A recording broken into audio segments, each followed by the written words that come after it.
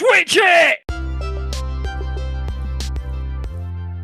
Hello, you're listening to the Fantasy Football Podcast with David Utteridge and my Liverpool-loving co-host, Rob Lambert. Say hi, Rob. Hello. If you heard the news that Obama and Springsteen were doing a podcast and simply wondered who would score more goals in a five-side football team, then you're in the right place. And if you didn't, don't worry, we've still got an answer for you. The format is simple. Each week, we'll both select a team of 5 players and 1 super sub based around a topic or theme. This can be absolutely anything, from Lord of the Rings to Netflix originals, Super Mario to types of pasta. Literally anything goes. Our players will then go head to head and the team with the most goals wins. At the end of the season, the winner will become the inaugural Fantasy Football champion and be forever immortalised in the Hall of Fame, while the loser will bear the shame and bring dishonour upon their family. They'll also have to pay for a trophy, and there'll be a weekly prize for the best team. As the home team this week, it was Rob's job to select the theme. So Rob, with all of popular culture to choose from, and all of human history, what did you go for? Well, you'd think in the first week of a podcast called Fantasy Football, the natural first step would be to go for football, or maybe go for fantasy, given the word fantasy is in the title twice. Yep. However, I didn't want to make it that easy for you. And as the home team, I wanted to start strong. And, I mean, I went through a few different ideas, but considering that I've been pretty much watching The Sopranos religiously over the last few weeks, and I haven't finished it yet, so there's still a few characters I could have picked up along the way. I've decided to go for Mobsters and Gangsters. Which plays into your hands even more so, being as I think my experience of Mobsters and Gangsters is, I don't know, like when my sister was in the primary school production of Bugsy Malone. This is not an area I've got any knowledge on. And it's reflected in my team. There's some ropey choices. I think there needs to be some work to convince you of them.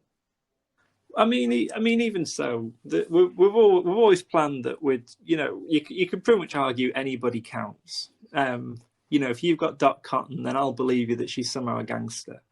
Or if you've got I don't know, some cress, I'll somehow believe that is somehow a gangster in one way or another. So I don't know. I'm kind of wary, but at the same time, I think the team I've got should easily, without disrespect, wipe the floor with whoever you've put out. I'm hoping. Yeah. That's what I mean. Given that you're not really as into it, and I mean, I'm not that into it, but I've there's some films that stand out for me, and obviously I've watched The Sopranos so recently that I'm like, this is all me now. This is all I know, and I've scrapped every other bit of information for this one series, and so that's what I've based it on. So I mean, there's a lot of pressure on me to win, but I think I'll be okay. I just wish I'd watched more on Netflix. Like I've known for a week. Well, you would think, but I know you like to live dangerously, clearly. Like a mobster would. Maybe it's all method. Maybe this is method podcasting. Yeah, you're the Daniel Day-Lewis of podcasting. There you go. Heard it here first. Okay, so before obviously we talk through our players that we've picked. Obviously we can go through our team names, which I think the plan was to pick sort of fantasy football team names that have kind of stay within the theme but are relevant to the specific theme of the week. So this week would have mobster themed names that maybe have a football pun in them. For my team this week, based on it being Mobsters and Gangsters, I've decided to go for Dennis Wise Guys. Oh, brilliant! What team name have you gone for? Given the fact that I know it's not really your sort of thing, but I know that you're obviously very meticulous and you're switched on. So I'm expecting a very good name.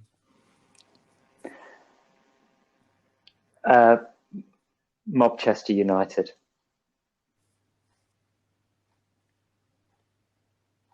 So kick off? Should we kick off? Yeah, maybe we should just get to the players because we don't need to talk anymore. Right, match day. Brilliant. Let's go.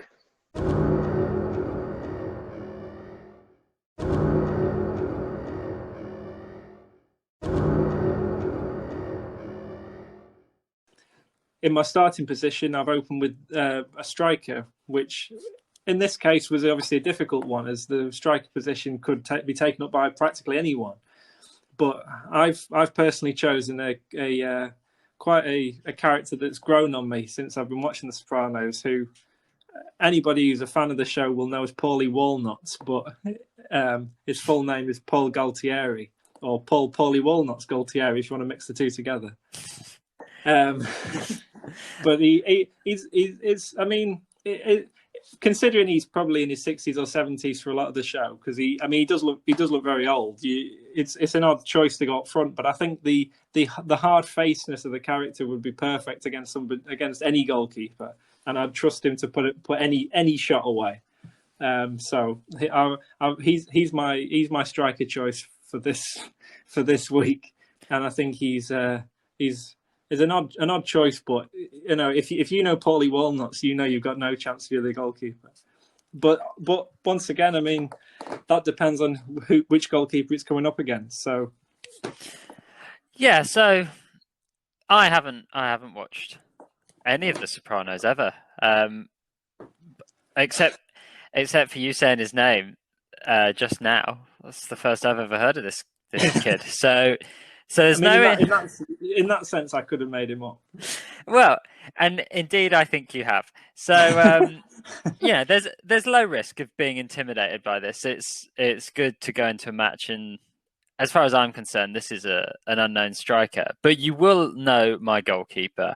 I've gone for a big fella to basically block up the net.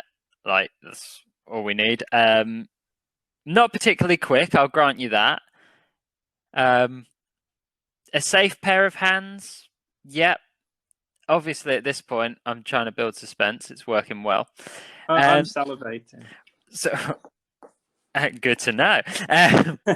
Unrelated to what I'm saying. Anyway, so's my guy. Actually, I've missed it there. So's my guy. So, in goal for me is a mobster of the universe. It's Jabba the Hutt. Oh my god! It's Jabba the Hutt. Now, of Star Wars fame for the uninitiated, somehow, if you don't know. I just, he captured a princess, so I think he can probably snaffle a few crosses. He's huge. Like, he's huge in presence. He's huge in, I don't know, back to presence.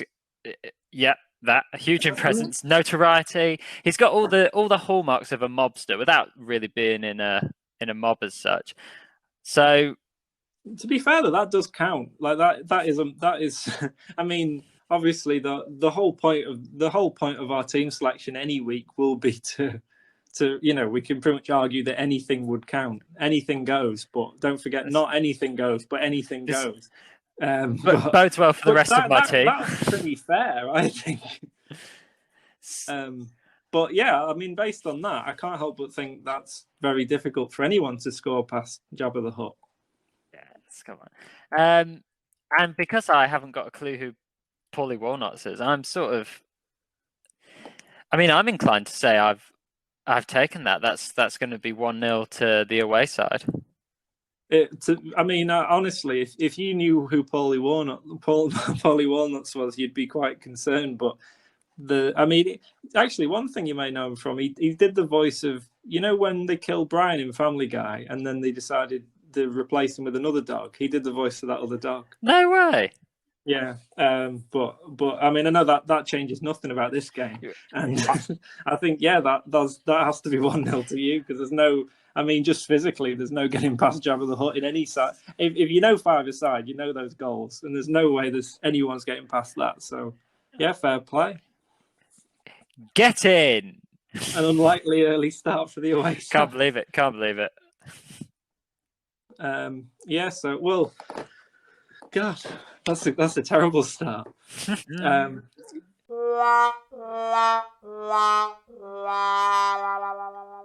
Okay, so well, for my obviously for a five-a-side team, we've sort of for the second position after a striker, we've kind of gone for a utility forward / winger.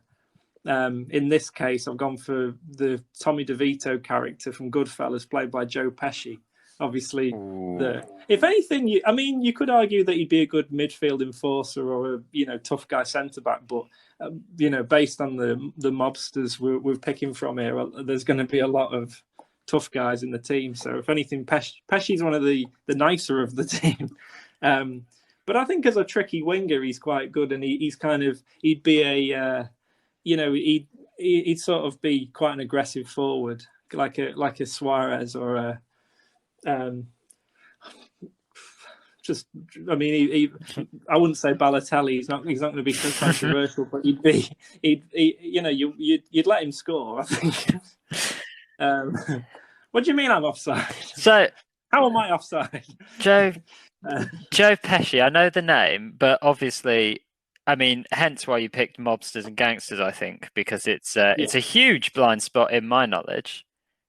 Does it help if I say the small guy from Home Alone? Macaulay Culkin. Yes, it. Running down the way.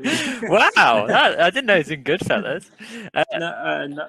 No, the short burglar. It does. I can hear the voice now as well. Yeah.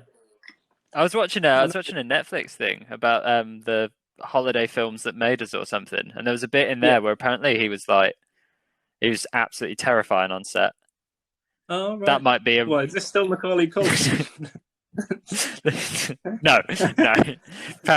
He was just a nice guy, but no, yeah, Pesci. Apparently, he's just a very scary bloke to have around the place. So that's kind of disappointing because I thought it'd be one of them where it's like, no, really nice guy, but like, no, pretty much what you'd expect. And do you know, this is just to delay my poor choice for defender, but apparently also all the Russian he was doing in that was because he said he couldn't read a script without swear words in it, and he couldn't so that the sort of like weird bits were him sort of what is it, censoring himself. Oh, right. There you go. All that to say, I think that's a very good pick. While you were telling that elaborate story, I could hear you Googling. Yeah, just desperately, frantically, any pescifacts.com. Yeah. When really you could have been used that time to look for a mobster to have a centre back. Yeah, so I've got a few options. I feel like I'm going to struggle with that one, and I never really tied down a centre back all that well. So what I'm going to do is, given it's Pesci, I'm going to say mobility's probably fairly decent. We're going to say he's agile and whatnot. And definitely. It's Pesci. He's got to be. So I'm going to kind of give away a bit of the problem I've got here, and so I've picked James from Team Rocket from Pokemon. Now, look. I'm unaware of what that means this time, so you'll have to explain. Do you not watch Pokemon?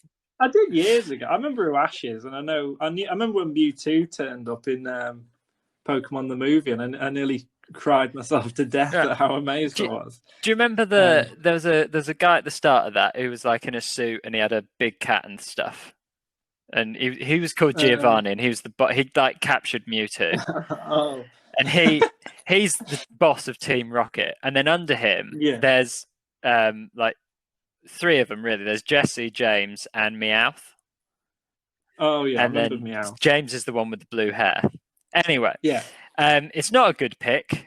I panicked. All right, I've panicked here. But if I can possibly defend it, I thought they do a few dance moves in the show. They have some elaborate routines. So I thought he'd be nimble.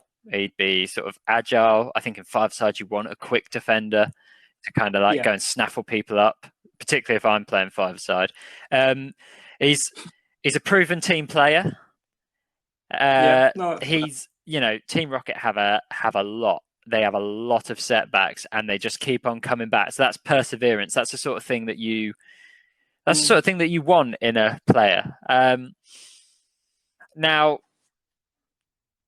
look, I know when I'm beat, but I think I've given that a good go for James there. But I think my only concern is that the Tommy DeVito character from Goodfellas might get sent off, and even though he's a winger, I feel like he could end up getting himself sent off. But we haven't got a system for red cards yet, so that's a problem.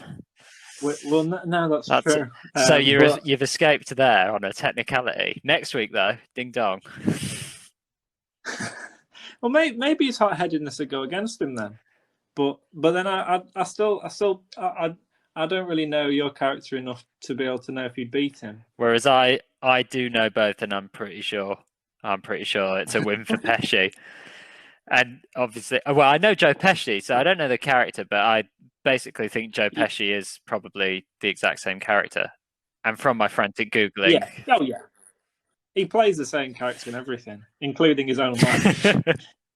Where he has to play Joe Pesci when he's being Joe Pesci. Isn't that a film? No, John Malkovich is shaking his fist somewhere. Yeah, it was being me, you fool. Okay, well, if you think that's 1-1, then I'll DeVito makes it 1-1. Brilliant. Okay, now, central midfield. It's a very. I think I've picked a very interesting choice. But if you've seen The Usual Suspects before, then it's fine. But if you haven't, which you may not have, then it completely ruins the twist at the end. We are 0 for 3. I have not seen it. Have you not? Okay, so I won't run through the whole film because it's about 3 hours long or something. But it's a very good film. But the point of it is that there's all these people. There's this police lineup, and they're interviewing all of them over who this Kaiser Soze is, and he's like a big like a god of like the gangland world. And as it goes along, they've talked to all of them except for this little guy who's kind of, he's like quite timid and he's got a limp, and he just clearly completely not cut out for this world at all, but he's somehow got himself involved in it. And the policeman's talking to him the whole film, and he tells him this massive elaborate story, and it's just the perfect twist of any film. And when he's walking away, they let him go and they sort of go, okay, well, you've clearly not got anything to do with it because he can barely look me in the eye without crying. And they let him go. And when he's walking down the street, his limp, you can see his limp turns into a perfectly good, fine walk.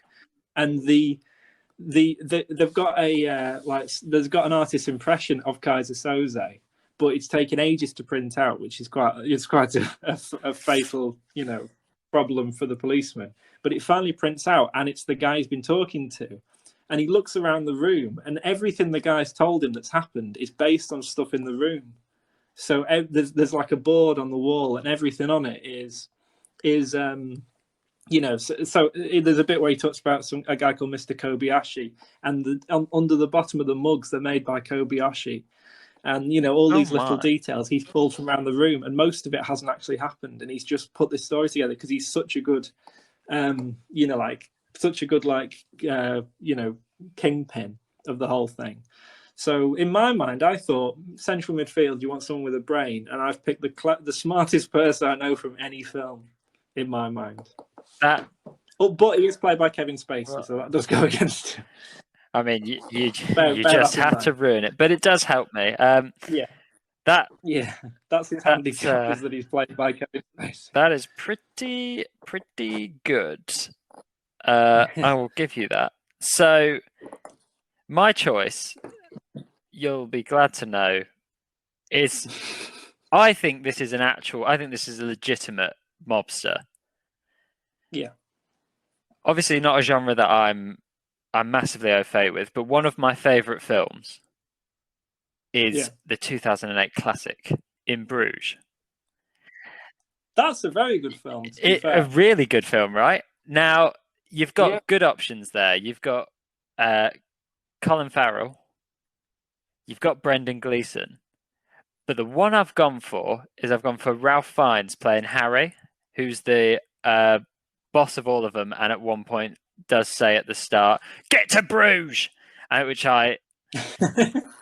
sets up the whole film. Let's be honest. Honestly, until you hear that line, you think, I don't know what this has got to do with Bruges. So I've looked at him there. He's decisive, as we've just found out. Get to Bruges. They get to Bruges. He calls up Ken and he says, "Kill Ray." Spoiler, a bit late, but it was 2008. Yeah. I mean, to be fair, I was spoiler alert for Usual Suspects. That was like 1991 or something. So at this point, oh well. Yeah, so he's got that sort of decisiveness about him. He's an enforcer in the middle of the pitch. Like, he shoots Ken, but he shoots Ken in the leg to start with, which is pleasant. And then, when he needs to take action, he shoots him in the neck.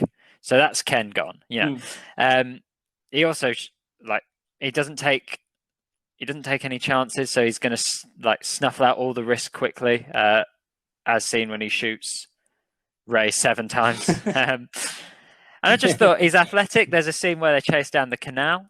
He's got he's got a good moral compass. He shoots a dwarf performer in the head, but thinks it's a school child, and then he pops himself off. I think, hey, it's a strong moral compass. So he's gonna. I just feel like he's got a good set of attributes for a midfielder. He's an all-rounder.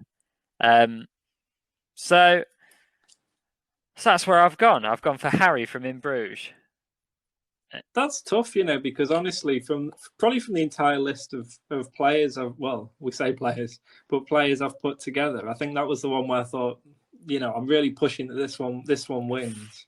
But to be fair, that's actually a very good choice, and I don't know. I'm torn on whether to take a defeat on that or I guess fight for it, because that's actually a very good choice. I guess what we're asking is, does Intellect beat Athleticism? I think that's the battle we've got in the middle of the park there. Do we think in this 5-a-side setting? I don't know. To be fair, I think Athleticism probably does, because I don't think in 5-a-side you don't. I mean, obviously, I went very full on with picking someone who's got a brain, but he's not. It's not really what you look for in 5-a-side. So I don't know. I think because also your pick's got a bit of both. True. So I think I might have lost that round, even though I thought, to me, that was kind of like battling the title, because that was like pole position, and it's gone down the pan. So, but I concede that. I think. Well, I will take that. I'll take that victory. So that means it is 2-1 to me. 2-1. You've got to score the next 2 to avoid an embarrassing home defeat to start the season. Yeah, and at home. Yikes. As well. But my centre back choice is very, very, very formidable, because I've picked Tony Montana from Scarface. And surely you're not getting past him, whoever you've chosen. That feels like if we had like a golden goal of a player, I feel like Scarface has just come in and he was the one. He's the one. Well, his little friend with both legs and going straight for your player's legs, just chopping me out. Referee's too scared to get rid of him. You've got you've got quite a scary looking team. Yeah. Well, I've got someone. I think we know where this is going already. Not that I want to admit. Yeah, it's not another Pokemon character, is it? It's not Squirtle. It's Squirtle from when he was in the Squirtle squad. That's the thing. It's a good one though, so I'm happy to bring him out. On the wing, I've gone for someone who's cool, who's clinical, who I think has a good brain and thus a good footballing brain. But he's also not gonna he won't steal the show. In terms of he's unassuming. He just gets on with the job, but he does it really, really well. And I'm trying to think of a football equivalent of that. and all I'm coming up with is like Aaron Cresswell, and I don't think that's what I want to say to try and convince you that this guy's a good winger, but his name will strike fear into all of my chicken brothers. It's Gustavo Fring from Breaking Bad. Oh God, I didn't even think of that, but that's a very good so choice. I mean, is he a mobster or a gangster? Not really, but he's, well, I say not really. No, but if you stretch it a little bit, if you allow leeway for those of us that are just too scared to watch mobster or gangster films, I think you can. I think there's a pocket in there. There's a little spot on the side for a Gus Fring. Yeah, there's a mafioso vibe to him. So I mean, hey, I think you pick Gus Fring against most people, you've got a good chance. There's that surprise factor, but I do. How can you come into Mobsters and Gangsters week, have Scarface in the team, and think it's going to be anything other than a Tony Montana win? I just don't. It's very. I'm very torn because I do think. I mean, Gus Fring's such a good character. But I don't know. I do think Tony Montana's like the John Terry of the very much the John Terry of the fancy football world, which we're still establishing this week. They're like a terrifying duo though together. Like they in a team together, they'd be very hot. Like you've got and they're like opposite ends of the spectrum. I think that's what makes this like quite a good matchup. Is you've got one guy that's quite loud and brash and is sort of like he knows there's a target on him and he doesn't care. And then on the other side, you've got like somebody who just flew under the radar so much that he's running a chicken restaurant. Like nobody knew. And then, he's terrifying. That bit where he's like slicing throats open and stuff is absolutely horrifying. Yeah. And he just he shows like no, I mean, like Tony Montana, he's so like driven by anger that he just goes around doing it, but he seems to get a bit of a kick out of it. But Gus showed no emotion. He just like slits throats and then wanders off. Just goes to bed. He's fine, and he's just like, it's Mr. Fring again. You're all right. He's like, hello everyone. I hope you've had a pleasant afternoon. Imagine if your boss was like that. Oh, you've got some ketchup on your shirt, but he never had ketchup. He was too careful for that. I've done him a disservice there. So, like, he'd be off the ball as well. He never has a crease. He'd be like off the ball, like kicking your legs from under you or something. And the ref would never see it, and you'd be. I mean, I think he'd give him a game. I think there's a game to be had there. Yeah. But I think Gus Fring in a football match, you're scared when you see him coming up against you, but you're even more scared where you can't find him. You're like, where's he gone? So, I think, in a weird way, this is the hardest one to decide, but it's also the most obvious. I think I can concede there. I can concede, particularly because it will make it a deciding goal, last case scenario. So we'll build up some early excitement. It's a tough one, but I do think if Tony Montana wants the ball, you're right. You're right.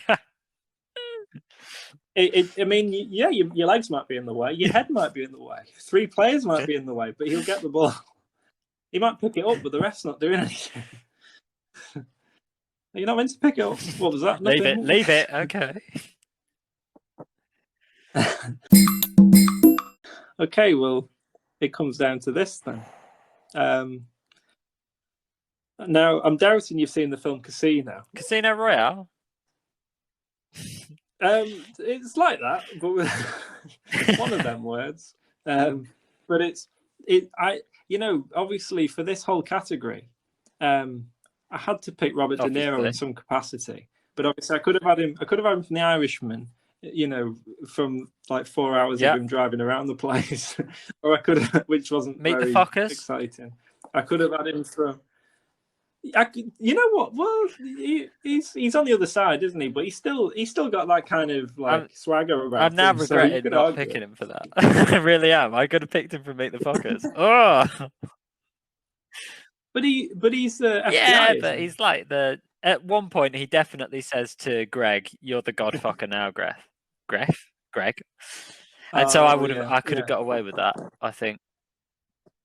Yeah, no, I would have. I mean, I just like it, when it's Robert De Niro. You just I've missed a treat there. Missed a treat. That might be it. That might be where the game's won. Maybe we can just do Robert De Niro characters is a great week. But this week I've gone in goal for his portrayal of Sam Ace Rothstein in Casino, because that's probably I genuinely think that's the best performance he's ever done. I don't know what word followed that, but I'm going with done, because he spends the whole film breaking necks and cashing checks, and throughout the film he wears the weirdest suits and he pulls it off every time. There's bits where he has a pink suit and a bright red suit, and he just has a different suit every scene, almost like it's contractual, and he's just amazing.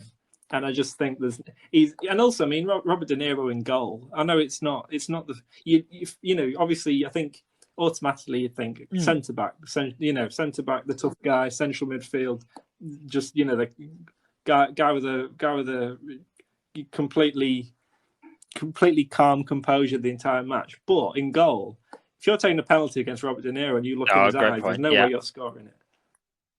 That sounds romantic, but I meant more in the, you know, I mean, but maybe, but yeah. So that's what I've gone for. Well, that's intimidating. Slightly, but I've gone for up top. I think every five-a-side team, and this comes from a place of experience, because I did win the Players Player of the Season in my first year at the Sports Interactive E-team, so I know a little bit about five-a-side.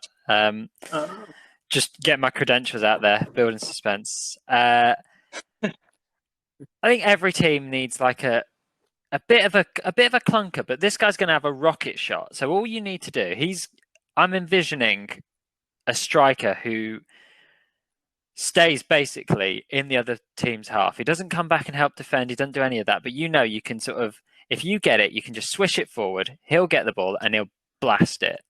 And to that end, I've gone for Kingpin from Spider-Man. Oh. You know what? Every one of your choices, I've been like, how have I not thought of that? Yeah, well, I mean, you've come up with actual mobsters.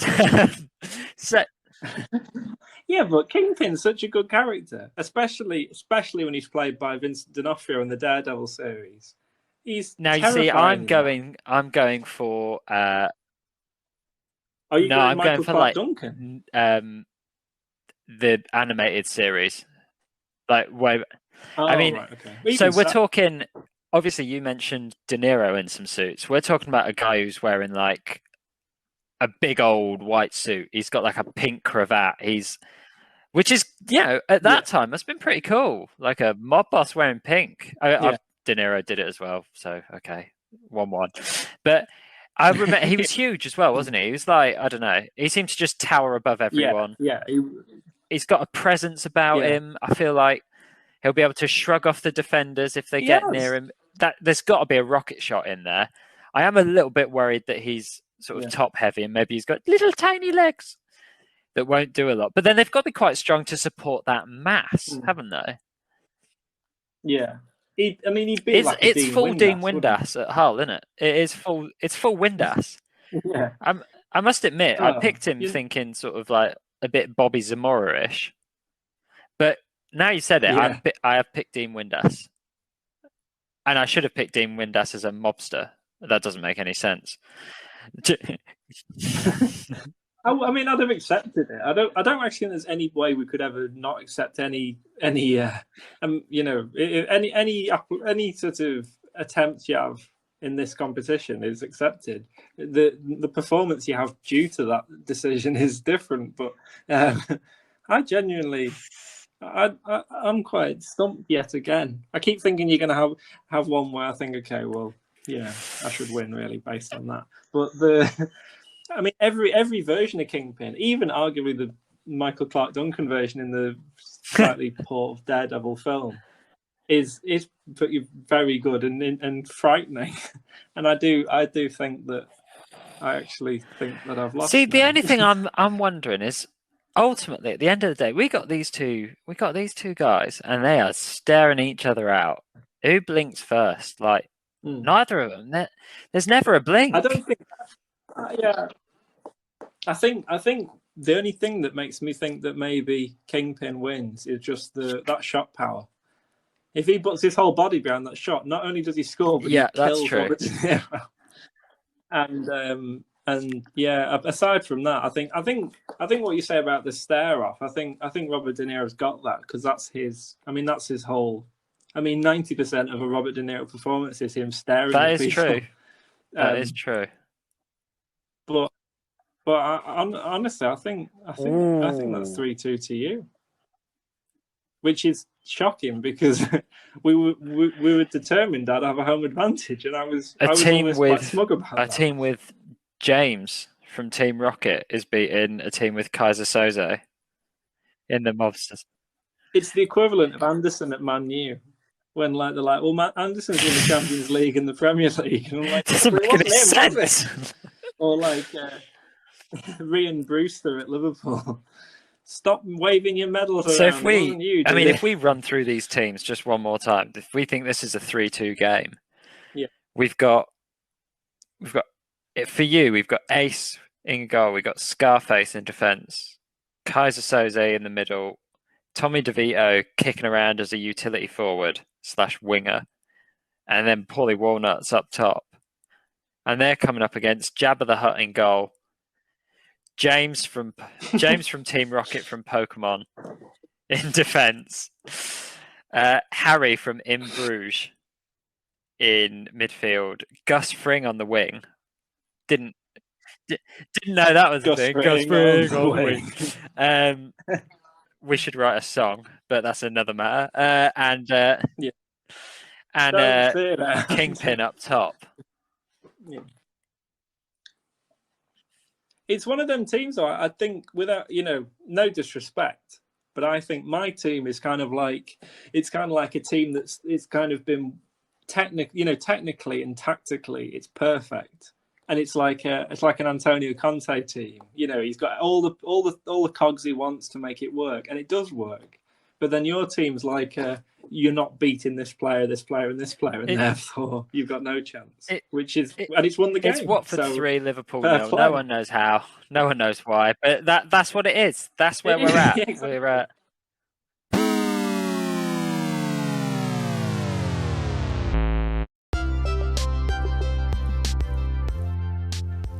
What a match. What a match. Scintillating stuff there. Some huge matchups.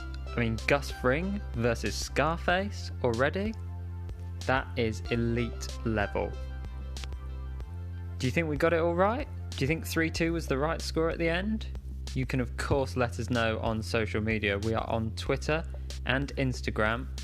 It's at FantFantFoot. That's FANT